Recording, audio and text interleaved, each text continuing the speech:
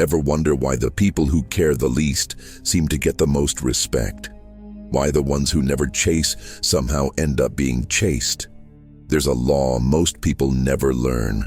Emotion is weakness when it's visible, and power when it's controlled.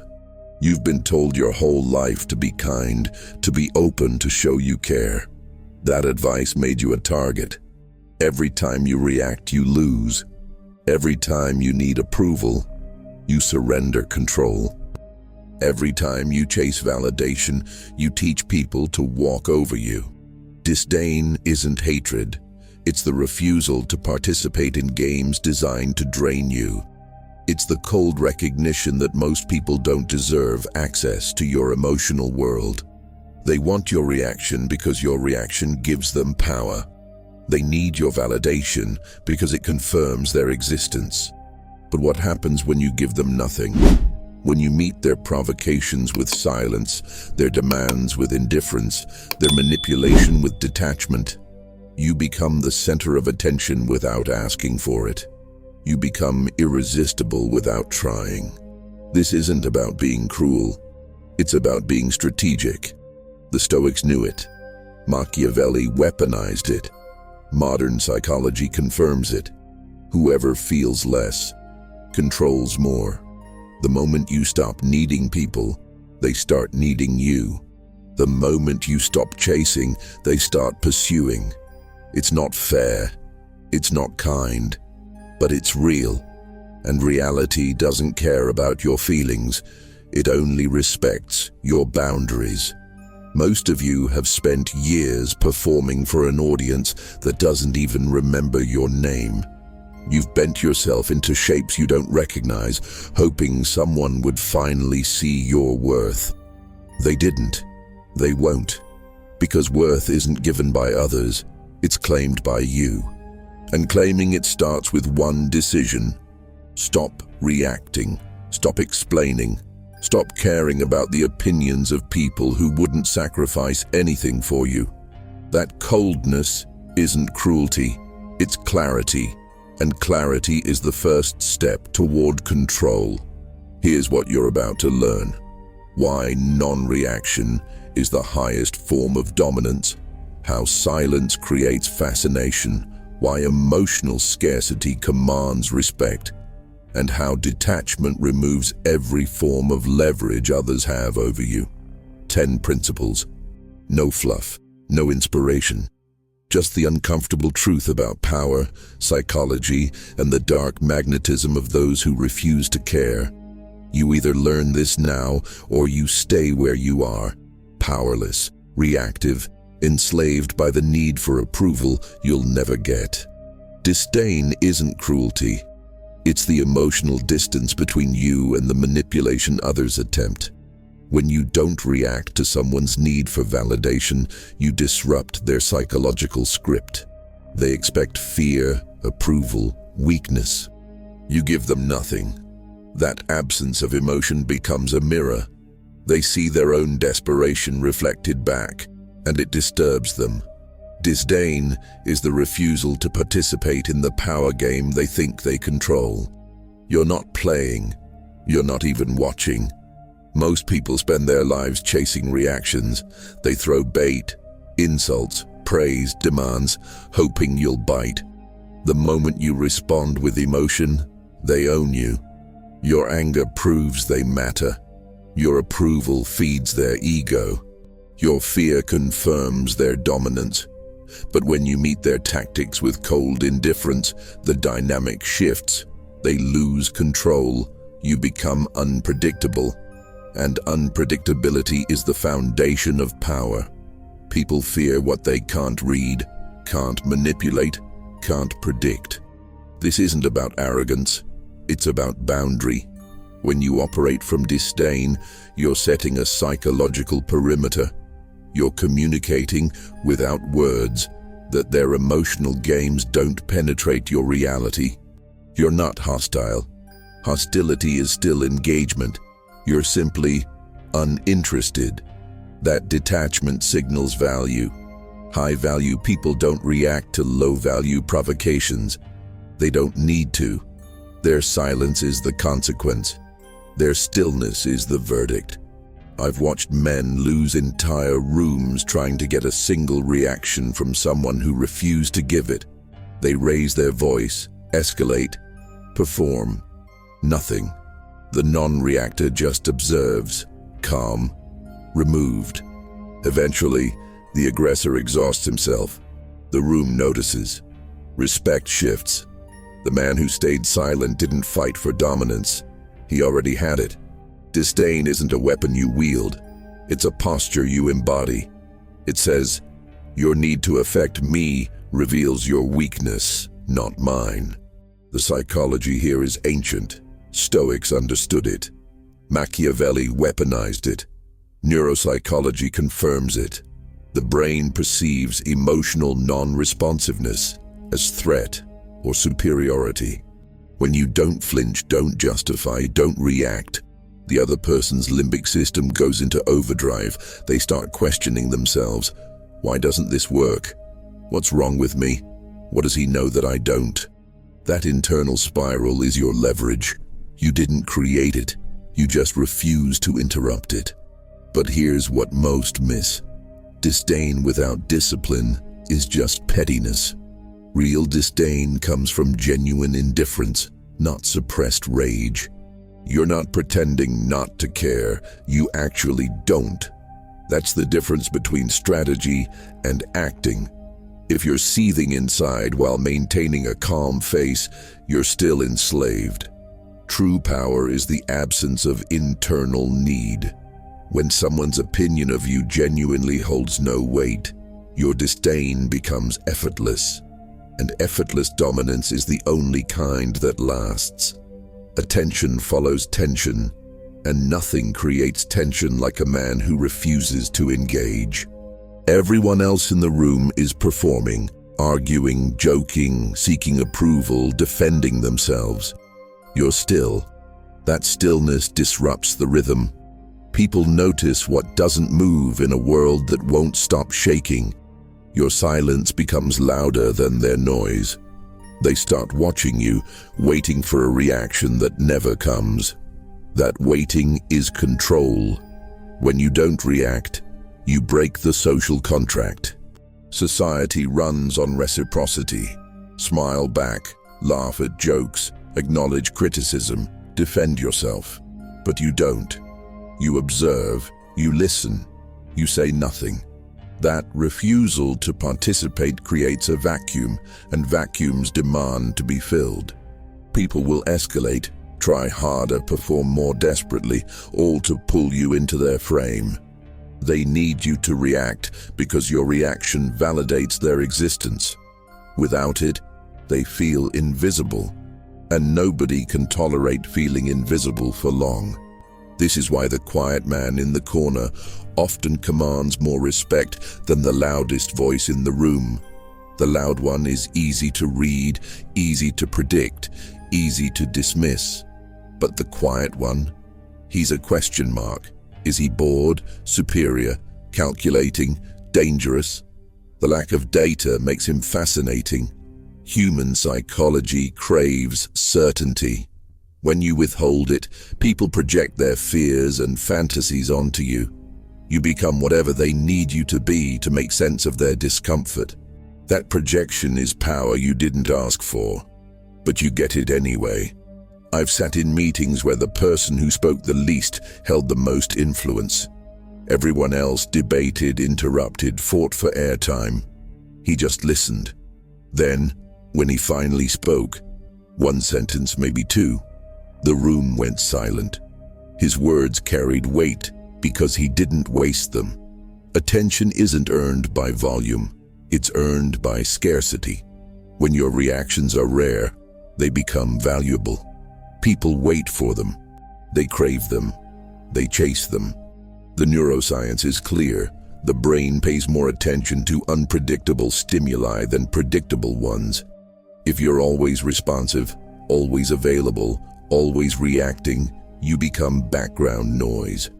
But if your engagement is inconsistent, sometimes present, sometimes absent, always controlled, you trigger curiosity and vigilance. The brain can't ignore you because it can't figure you out. That cognitive dissonance keeps you at the center of attention without you doing anything to demand it. But here's the edge. This only works if your non-reaction is rooted in genuine self-possession, not insecurity. If you're silent because you're afraid to speak, people sense it. Fear has a smell. But if you're silent because you have nothing to prove, that confidence radiates. You're not withholding approval to manipulate. You're withholding it because it's not yours to give freely. That distinction separates manipulation from mastery. Need is repellent. It leaks from your words, your posture, your eyes. People sense it before you even speak. When you need approval, validation, connection, you hand others your leash.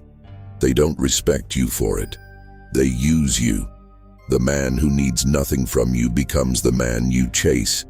It's counterintuitive, but it's universal. Scarcity creates value. Abundance creates contempt. When you're emotionally self-sufficient, you become rare, and rarity commands desire. This principle governs every human interaction: romantic, professional, social. The woman who doesn't need a relationship gets pursued. The employee who doesn't need the job gets promoted. The friend who doesn't need validation becomes the one everyone wants around. Why? Because need implies lower value. If you're desperate for something, it signals you can't get it elsewhere. That desperation makes you predictable, controllable, disposable.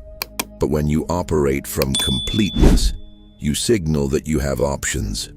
Options create competition. Competition creates obsession. Watch how people treat the person who's always available versus the person who's selectively present. The available one gets taken for granted, interrupted, disrespected. The selective one, every interaction with him feels like a privilege. His time becomes valuable precisely because he doesn't give it freely. He's not playing hard to get. He genuinely has priorities beyond the approval of others. That authenticity is magnetic. You can't fake it. People know the difference between strategy and substance. I learned this the hard way. I used to show up for everyone, every call, every favor, every invitation. I thought generosity would earn respect. It earned the opposite. People assumed I had nothing better to do. My presence lost value because it was guaranteed. Then I changed. I became selective. I said no without explanation. I stopped justifying my boundaries. The shift was immediate. The same people who ignored me started pursuing me. Nothing about me changed except my availability. That taught me everything about human psychology and power. The emotional mechanics are simple. People value what they work for. If you give yourself away freely, there's no effort required, no investment made, no sense of achievement in winning you over. But if you're difficult to access, every interaction becomes a small victory. People start associating you with the dopamine hit of conquest. That association builds attachment. They don't want you because you're special. They want you because wanting you makes them feel special. But this only functions if your detachment is real, not performed. If you're secretly desperate for their approval while pretending indifference, the facade will crack. Manipulation has a shelf life. Genuine self-sufficiency doesn't. When you truly don't need external validation, your behavior becomes consistent, unshakable, and therefore trustworthy. People might not understand you, but they'll respect you. And respect, in the long run, is the only currency that matters. High-value individuals don't announce themselves. They don't need to. Their presence carries a frequency that others pick up instinctively. It's not about arrogance or performance. It's about detachment. They're not emotionally tethered to outcomes, opinions, or external validation. That internal freedom creates an aura. People feel it before they understand it. It's the calm in chaos, the stillness in noise, the clarity in confusion. You can't fake this energy. It either exists or it doesn't, and when it does, it commands respect without demanding it. Detachment signals mastery over emotion. Most people are slaves to their feelings: anger, fear, hope, desperation. Those emotions dictate their decisions, cloud their judgment, reveal their weaknesses. But the detached man, he observes his emotions without being controlled by them. He feels anger but doesn't act from it. He experiences fear but doesn't run from it. That emotional discipline creates a psychological moat. Others can't manipulate what they can't trigger. Your reactions are your vulnerabilities. When you eliminate reactive behavior, you eliminate leverage others have over you. This isn't emotional numbness. Numbness is suppression. Detachment is awareness without attachment. You register what's happening: insults, praise, rejection, seduction, but none of it owns you. You're like water. It touches you, but you don't absorb it. That fluidity makes you impossible to pin down. People try to provoke you, seduce you, guilt you, intimidate you. Nothing works. Not because you're resisting. Resistance is still engagement, but because you're genuinely unbothered. That lack of reaction is its own form of dominance. I've been in rooms with men who held no official title, no wealth, no physical dominance, yet everyone deferred to them. Why? Their energy. They didn't need the room to validate them.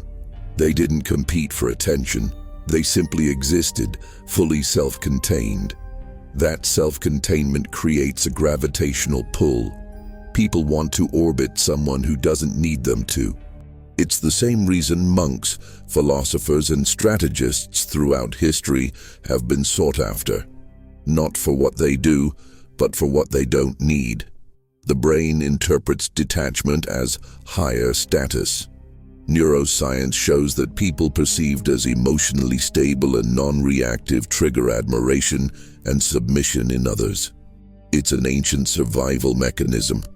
The calm one in crisis is the one you follow. That calm doesn't come from pretending. It comes from internal alignment. When your identity isn't dependent on external feedback, you stop performing. You stop justifying. You stop explaining. You just exist. And that existence is authority. But understand this: detachment without purpose is just apathy. True high-value detachment is rooted in something deeper: mission, philosophy, discipline. You're not detached from everything. You're detached from the trivial, the manipulative, the emotionally parasitic. You're fully engaged with what matters: your growth, your principles, your long-term vision. That selective engagement is what separates the powerful from the indifferent. Power knows where to invest attention. Weakness scatters it everywhere, hoping something sticks. Fear and fascination are twins. They share the same root: the unknown. When people can't predict you, they enter a state of controlled anxiety. Not terror, just enough discomfort to keep their attention locked on you. Uncertainty triggers the brain's threat detection system. Are you dangerous, indifferent, superior? They don't know. That not knowing keeps them vigilant. They study you, analyze you, try to decode you. And in that process, you become the most interesting person in the room without saying a word. Predictability is the death of influence. When people know exactly how you'll react, they stop respecting you. You become a tool, a function, a known variable in their equation. But when your responses are inconsistent, sometimes warm, sometimes cold, sometimes silent, sometimes sharp, you become a puzzle. The human brain is wired to solve puzzles. It can't rest until it does. That compulsion to figure you out gives you psychological leverage. They're working to understand you. You're not working at all. This is why people obsess over those who seem emotionally untouchable. The woman who's warm one day, distant the next. The man who helps you once, then vanishes. The friend who's present, but never quite available. These aren't games, or rather they shouldn't be. Real uncertainty comes from genuine internal shifts, priorities that matter more than social performance. When your availability is dictated by your own standards, not others' expectations, your behavior naturally becomes unpredictable. That unpredictability is magnetic because it's authentic. I've watched people spend months trying to win the approval of someone who barely acknowledged them. Not because that person was cruel, but because they were genuinely indifferent. That indifference created a void. The pursuer filled it with fantasy, projection, idealization. They convinced themselves that earning this person's attention would validate their worth. It never does. But the chase itself becomes addictive. Uncertainty activates the brain's reward circuitry the same way gambling does. You never know when the payoff will come, so you keep investing, keep hoping, keep trying. The manipulation isn't in creating uncertainty deliberately. That's just theater, and theater gets exposed. The manipulation is in understanding that your authentic detachment will naturally create it. When you genuinely have boundaries, priorities, and a life that doesn't revolve around pleasing others, your behavior becomes impossible to predict. You're not available on demand because you're occupied with things that matter. That occupation is the source of your power. People don't fear you. They fear their own irrelevance in your world. But here's the line. Uncertainty built on instability is chaos, not control. If you're unpredictable because you're emotionally erratic, people will avoid you, not admire you. Real fear-based magnetism comes from calm unpredictability. You're consistent in your principles, but inconsistent in your engagement. That combination signals strength, not weakness. It says, I have a code, and you're not entitled to it. That message, delivered through behavior rather than words, is the essence of dark psychology in action. Silence is a weapon most people are too afraid to use. They fill every gap with words, explanations, justifications. They think speech is power. It's not. Silence is. When you say nothing, the other person's mind does the work for you. They start filling the void with their own insecurities, assumptions, fears. They project onto you what they fear in themselves.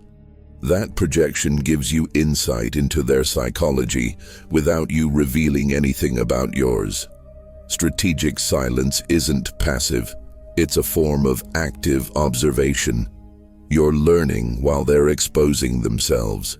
When someone attacks you and you don't respond, they interpret your silence however their psychology dictates. The insecure assume you're wounded. The guilty assume you're judging. The arrogant assume you're intimidated. None of it is true, but that doesn't matter. Their interpretation reveals their internal state. You now know what they fear, what they value, what they're trying to hide. That information is leverage. You didn't ask for it. You didn't manipulate for it. You simply stayed quiet and let them talk themselves into a corner. Silence also forces recalibration. Most social interactions operate on rhythm: statement, response, statement, response. When you break that rhythm by withholding your response, the other person loses their footing. They expected resistance or agreement. You gave neither. That absence of feedback creates cognitive dissonance. They can't categorize you. Are you offended? amused, calculating. The ambiguity makes them uncomfortable, and discomfort makes people more compliant, more eager to fill the silence, more likely to overextend themselves trying to provoke a reaction. I once sat through a negotiation where the other party spent 20 minutes justifying their position. I said nothing, nodded occasionally, let them talk. By the end, they talked themselves out of their own demands, offered concessions I never asked for, and left the table convinced they'd won because I didn't argue. Silence didn't weaken my position, it strengthened it.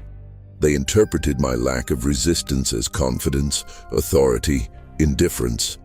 All three were true. I didn't need to convince them of anything. My silence did it for me. The psychological principle here is rooted in control. Whoever speaks first, justifies first, explains first, loses. Speech is a form of defense. When you defend, you admit there's something to defend against. But when you stay silent, you communicate that the accusation, the provocation, the demand, doesn't even register as worthy of response. That non-acknowledgement is the ultimate dismissal. It says, "You're not significant enough to warrant my words." That message, delivered through absence, cuts deeper than any insult could. But silence must be intentional, not fearful. If you're silent because you're afraid to speak, people will sense the weakness. Fear-based silence is hesitation. Power-based silence is choice. You're not withholding words because you don't have them. You're withholding them because they're not necessary. That distinction is everything. Strategic silence is the discipline of knowing when your absence of reaction is more powerful than any reaction you could give. And once you understand that, conversation becomes a tool you use, not a reflex you obey. Approval seeking is a cage you build yourself. Every time you adjust your behavior to earn validation, you hand someone else the keys to your peace. You become a puppet, dancing to the rhythm of other people's opinions. They smile, you feel good. They frown, you panic. That dependency is slavery. It doesn't matter if the chains are invisible, they're still chains. And the worst part, you're the one who forged them. Nobody forced you to care. You chose it, and you can unchoose it. The psychology of approval addiction runs deep. As children, we learned that love was conditional. Behave, and you're rewarded. Rebel, and you're punished. That programming doesn't disappear in adulthood. It just becomes more sophisticated. Now you seek approval from bosses, partners, strangers on the internet. You perform, hoping someone will validate your existence. But here's the truth. External validation is a loan, not a gift. You have to keep earning it. And the price gets higher every time. Eventually you're exhausted, resentful, and still empty. Approval seekers are easy to manipulate. They telegraph their weakness in every interaction. They need you to like them, so they agree when they should disagree. They laugh at jokes that aren't funny. They tolerate disrespect because confrontation risks rejection. That predictability makes them tools. People don't respect those who bend. They respect those who break before they bend. Boundaries signal value. Flexibility signals desperation. And desperation invites exploitation, not admiration. I used to be an approval addict. I'd twist myself into shapes I didn't recognize just to avoid disappointing people. The irony, the more I tried to please them, the less they respected me. Respect isn't earned through compliance. It's earned through self-respect. The moment I stopped seeking approval and started operating from my own standard, everything shifted. People who once dismissed me suddenly paid attention. Not because I changed who I was, but because I stopped apologizing for it. The neuroscience is brutal but honest. The brain's reward system lights up when we receive social approval. It's the same circuitry that responds to drugs, food, sex. Approval is addictive, and like any addiction, it requires increasing doses to maintain the same high. You start needing more validation, more reassurance, more proof that you matter. That escalation traps you. You're no longer living for yourself. You're living for the next hit of external affirmation. That's not freedom. That's emotional slavery dressed up as connection. Breaking free requires a hard reset. You have to accept that some people won't like you. Some will misunderstand you. Some will reject you. And none of it means anything about your worth. Your value isn't determined by consensus. It's determined by your alignment with your own principles. When you stop performing for an audience and start living according to your code, approval becomes irrelevant. You're not seeking it because you don't need it. And the moment you don't need it, you become the kind of person others seek approval from. That reversal is power. Leverage is what others use to move you. They find your pressure points, your need for approval, your fear of rejection, your desire for connection, and they push hard. You react. They control. That's the game. Detachment removes the pressure points. When you don't need what they're offering and don't fear what they're threatening, they have nothing. No leverage, no control, no power over you. You become untouchable not because you're invulnerable, but because you've eliminated the handles they'd normally grab. Emotional leverage works through dependency. If you depend on someone's opinion, they can manipulate you by withholding or giving approval. If you depend on a relationship, they can threaten to leave. If you depend on a job, they can exploit your fear of losing it. Dependency is the root of all manipulation. Detachment severs that root. You're not antisocial or cold. You're strategically independent. You value relationships, but you don't need them for survival. You appreciate approval, but you don't require it for self-worth. That distinction is everything. Most people don't realize how much emotional real estate they've handed away. They've given their boss power over their mood, their partner power over their identity, their friends power over their choices. Every dependency is a vulnerability. Every vulnerability is an entry point for manipulation. The detached individual audits these dependencies ruthlessly. Where am I giving away power? What do I need that I shouldn't? How can I become self-sufficient emotionally, financially, psychologically? Those questions aren't selfish. They're survival. I watched a man lose everything because he couldn't detach from his need for a woman's validation. She knew it. She weaponized it. Every time he asserted himself, she threatened to leave. He'd fold. Every time. His entire life became a negotiation with her moods. He wasn't in a relationship. He was in captivity. Detachment would have saved him.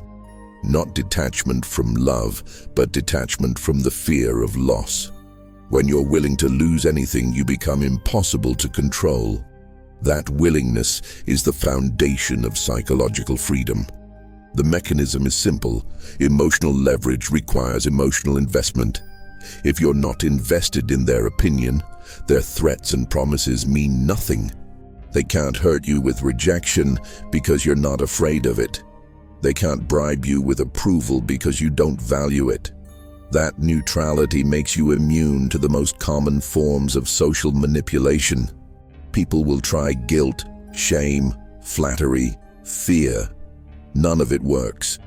Not because you're heartless, but because you've removed the wiring they're trying to activate. But detachment isn't apathy. Apathy is numbness. Detachment is clarity. You still care about things, just not the things that don't deserve your care.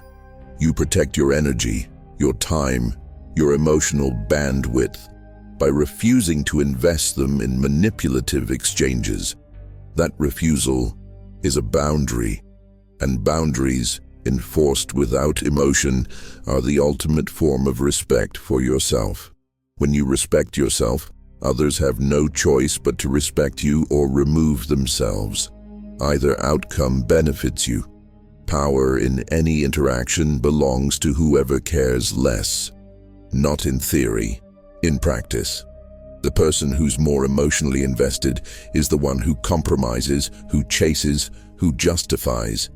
The person who's less invested dictates terms without saying a word. This isn't cruelty, it's mathematics. Emotion is currency. The one who spends more loses. The one who withholds accumulates. That asymmetry determines every negotiation, every relationship, every social exchange. Whoever feels less controls more. This principle applies universally. In romance, the one who loves less has the power. In business, the one who needs the deal less sets the price. In friendships, the one who's willing to walk away gets treated better. It's counterintuitive, but observable. The desperate salesman gets dismissed. The indifferent one gets pursued. The needy partner gets cheated on. The detached one gets chased. People instinctively submit to those who don't need them. Need signals lower value. Indifferent signals higher value. Value determines hierarchy. Hierarchy determines control. Most people get this backwards. They think showing emotion proves authenticity, vulnerability, connection. It doesn't. It proves investment. And investment without reciprocity is weakness. When you expose how much you care, you give the other person a map to your vulnerabilities. They know what to withhold to hurt you. They know what to offer to manipulate you. You've handed them the blueprint to your psychology. That's not intimacy. That's tactical stupidity. Real strength is caring deeply while appearing to care lightly. That imbalance protects you. I've been in negotiations where I wanted the outcome badly, but I never showed it. I acted like I had other options, better offers, more important priorities. The other side bent. Not because I had leverage, I didn't, but because I acted like I did. Emotional asymmetry isn't about what's real. It's about what's perceived. If they perceive you as less invested, they'll work harder to secure you. If they perceive you as more invested, they'll relax and take you for granted. Perception, not reality, governs human behavior. The neuroscience backs this up. Humans are wired to pursue what retreats and ignore what pursues. It's survival psychology. What runs away might be valuable and scarce. What chases you is probably desperate and abundant. That instinct doesn't turn off in modern interactions. When you chase approval, affection, deals, you trigger the same dismissive response in others that prey triggers in predators. But when you retreat emotionally, they chase. Not because they suddenly value you more, because their brain can't tolerate the uncertainty of your disinterest. But this law has a shadow. If you feel nothing, you control everything, but you also experience nothing. The goal isn't to become emotionally dead. It's to become emotionally sovereign. You feel what you choose to feel when you choose to feel it for reasons that align with your values. You don't suppress emotion. You regulate it. That regulation allows you to engage without becoming enslaved. You can care about someone without needing them. You can want something without being desperate for it. That balance is mastery, and mastery, in any domain, is the highest form of control. Rarity creates value. This is true for diamonds, for time, for attention. It's true for emotion. When you give your approval, your presence, your energy freely, they become worthless. Not because they lack inherent value, but because abundance breeds contempt. People don't treasure what they didn't have to earn. They don't respect what's always available. Emotional scarcity, the deliberate withholding of reaction, validation, and accessibility, transforms you from common to coveted. You're not playing games. You're operating from a truth. What's rare is revered. The mechanics are evolutionary. Humans are wired to pursue scarcity and ignore abundance. Food that's scarce gets hoarded. Resources that are plentiful get wasted. The same instinct applies to people. The friend who's always available gets taken for granted. The partner who's always affectionate gets treated carelessly. The employee who's always helpful gets exploited. Not because people are inherently cruel, but because the brain stops valuing what it doesn't have to compete for. Scarcity signals importance. Abundance signals disposability. This is why the most respected individuals are often the least accessible. CEOs don't answer every email. Celebrities don't respond to every fan. Masters don't teach every student. Their selectivity isn't arrogance, it's preservation of value. When access to you is unlimited, your influence diminishes. When access is restricted, it becomes a privilege. People compete for privileges. They ignore rights. The moment you make yourself a right, always there, always responsive, always accommodating, you lose the competitive edge that commands respect. I learned this through pain. I used to give everyone my time, my help, my emotional labor. I thought generosity would build loyalty. It built entitlement. The same people I bent over backwards for disappeared when I needed something. Why? Because I'd trained them to expect my availability. I was the emotional ATM, always open, always dispensing. When I closed, they were confused, then angry. They didn't value me, they valued my service. The moment I became scarce, some left. Others stayed and finally showed respect. That sorting was the gift. The psychology of scarcity is brutal. People value what they work for. If you hand someone your loyalty, your time, your validation without them earning it, there's no investment on their part. No effort means no attachment. But when they have to prove themselves, wait for your response, earn your attention, every interaction becomes a small victory. Those victories build psychological investment. They start valuing you not because you changed, but because they worked to access you. That effort creates the illusion of value, which becomes real value over time. But scarcity without substance is just withholding. If you're rare but offer nothing when people do access you, they'll stop trying. Real power comes from being both scarce and valuable. You're selective about who gets your energy, but when you give it, it's undeniable. That combination, high barrier to entry, high reward once inside, creates the perception of exclusivity. And exclusivity is the final form of influence. You're not for everyone. You're for the few who meet your standard. That standard, maintained without apology, is what separates dominance from desperation. You've been given the map. Now walk it. Everything you learned here separates you from the masses still begging for scraps of validation. Disdain isn't a mask you wear. It's the removal of every mask you've been forced to put on. Power doesn't announce itself. It simply exists. And now you know how it's built. Through silence, detachment, emotional scarcity, and the refusal to react. These aren't theories. They're laws. And laws don't care if you believe in them. Most people will reject this. They'll call it cold, manipulative, inhuman. Let them. Those are the same people who will spend their lives enslaved by the need for approval, chasing people who don't respect them, reacting to provocations designed to control them. You're not most people anymore. You understand the game. You've seen the mechanism, and once you see it, You can't unsee it. That awareness is your weapon. Use it without apology. The next step isn't optional.